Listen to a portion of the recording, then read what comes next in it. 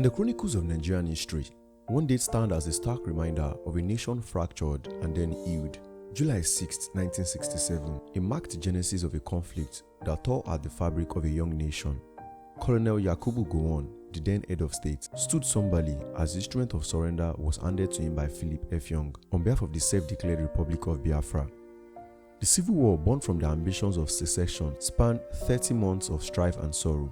F. Young, deputy to the charismatic Biafran leader Colonel Odumegwu Ojukwu, assumed leadership after Ojukwu's departure from the struggle, seeking refuge abroad. The war, which sought to carve out the eastern region into a separate state, ended with Nigeria reunited but scarred.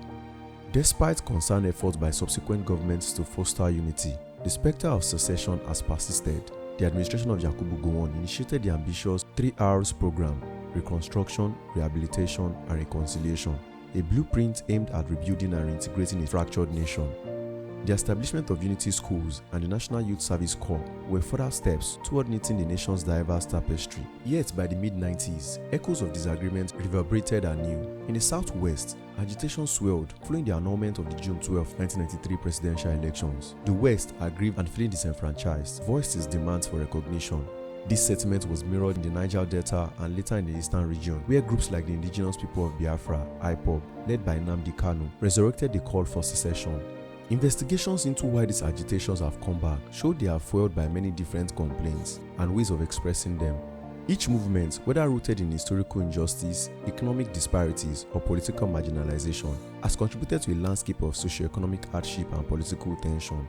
The return to democratic governance in 1999 did not stem the tide, rather it ushered in a new wave of discontent. Groups like the Movement for the Actualization of the Sovereign State of Biafra, MASOB, and the Oodua People's Congress, OPC, amplified their demands, each citing a lack of equitable treatment within the federation. Historically, these movements have roots long before Nigeria gained independence, when differences between regions raised doubts about forming a united country.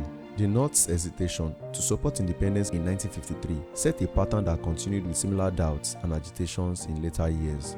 Isaac Adaka Boro's rebellion in the Niger Delta in 1966, protests in the North after the January 1966 coup, and the Yoruba outcry of the annulment of the 1993 elections all highlighted long-standing grievances that fueled desires for separation.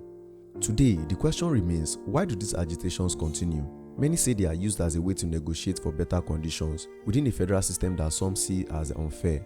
The gains made over time, like creating regional departments or acknowledging power strongs, show how powerful these movements can be in pushing for reform.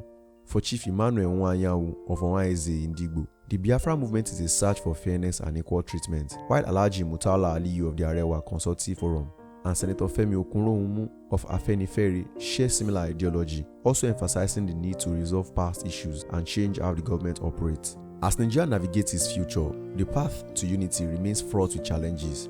Calls for restructuring, decentralization, and sincere leadership echo across the land, whether through political negotiation, economic empowerment, or cultural recognition. The hope endures that these voices, once clamorous for succession, may find harmony within a united Nigeria. In this tale of struggle and strength, Nigeria's story unfolds, a testament to its resilient spirit, forged by the echoes of a past that continues to shape its future.